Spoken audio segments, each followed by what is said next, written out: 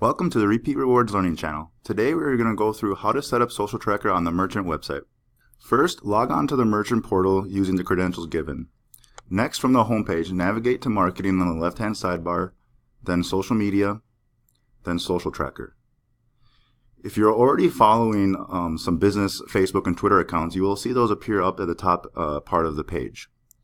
If you scroll down, you'll see the area that you can actually enter in the URLs that you want to follow.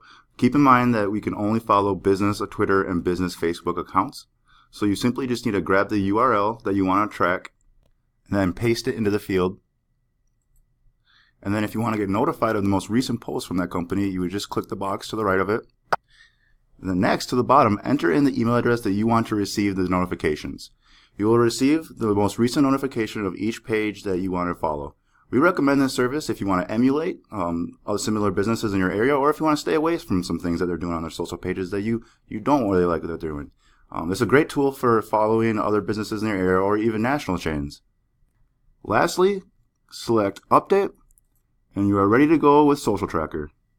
Thank you for watching today's episode of the Repeat Rewards Learning Channel. If you have any questions, you can give a call at 866-268-4958 or email in to merchantservices@repeatrewards.com.